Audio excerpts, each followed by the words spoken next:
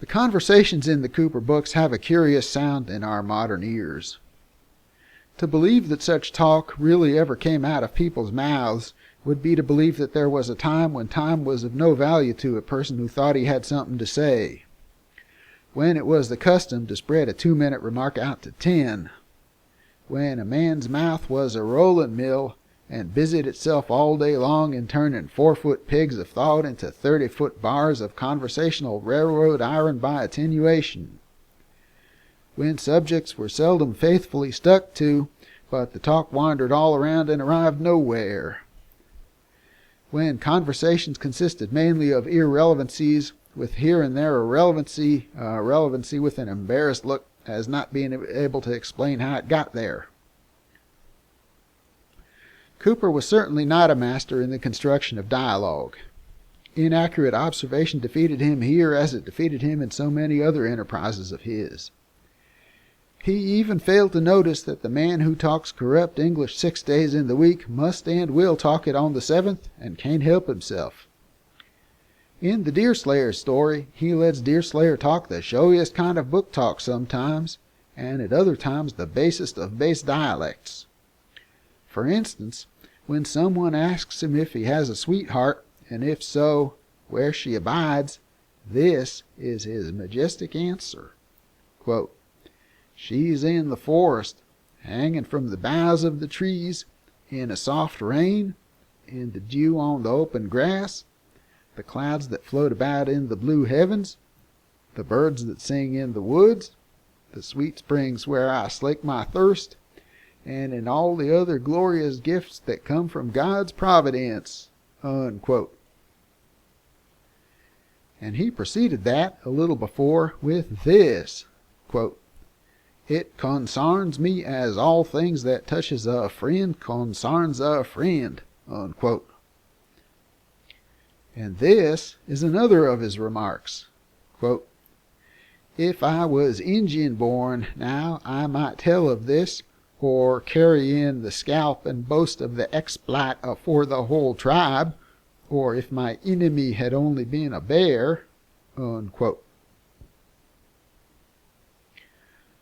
We cannot imagine such a thing as a veteran Scotch commander-in-chief comporting himself in the field like a windy melodramatic actor, but Cooper could.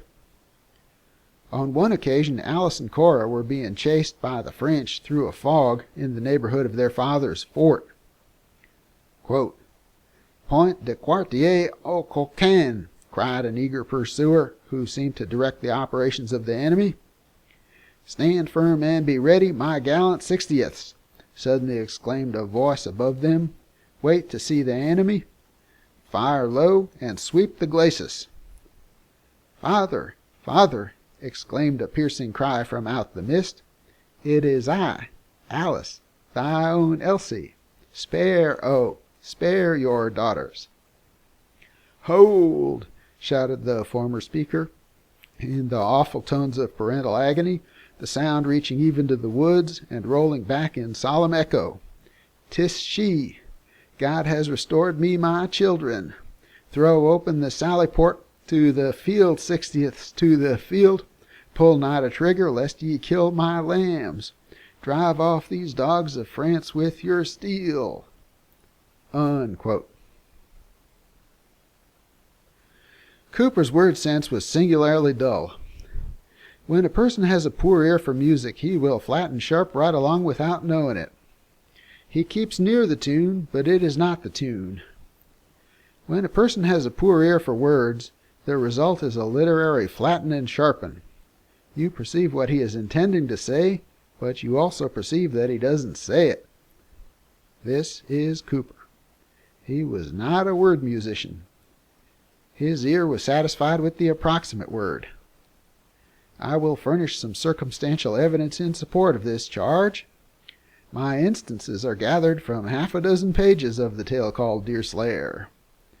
He uses verbal for oral, precision for facility, phenomena for marvels, necessary for predetermined, unsophisticated for primitive, preparation for expectancy, rebuked for subdued, dependent on for resulting from, fact for condition, fact for conjecture, precaution for caution, explain for determine, mortified for disappointed, meretricious for factitious, materially for considerably, decreasing for deepening, increasing for disappearing, embedded for enclosed, treacherous for hostile, stood for stooped, softened for replaced, rejoined for remarked, situation for condition, different for differing, insensible for unsentient, brevity for celerity, distrusted for suspicious, mental imbecility for imbecility, eyes for sight, counteracting for opposing, funeral obsequies for obsequies. There have been daring people in the world who claimed that Cooper could write English, but they're all dead now, all dead but Lounsbury. I don't remember that Lounsbury makes the claim in so many words. Still, he makes it, for he says that Deerslayer is a, quote, pure work of art, unquote. Now, pure in that connection means faultless, faultless in all details, and language is a detail. If Mr. Lounsbury had only compared Cooper's English with the English which he writes himself, but it is plain that he didn't, and so it is likely that he imagines until this day that Cooper's is as clean and compact as his own. Now I feel sure deep down in my heart that Cooper wrote about the poorest English that exists in our language, and that the English of Deerslayer is the very worst that even Cooper ever wrote. I may be mistaken, but it does seem to me that Deerslayer is not a work of art in any sense. It does seem to me that it is destitute of every detail that goes to the making of a work of art. In truth, it seems to me that Deerslayer is just simply a literary delirium tremens. A work of art? It has no invention. It has no order, system, sequence, or result. It has no lifelikeness, no thrill, no stir, no seeming of reality.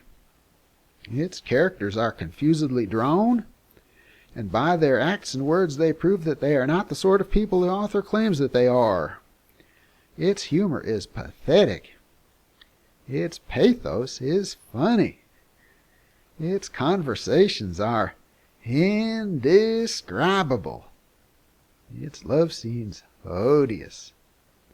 Its English a crime against the language. Counting these out, what is left is art. I think we must all admit that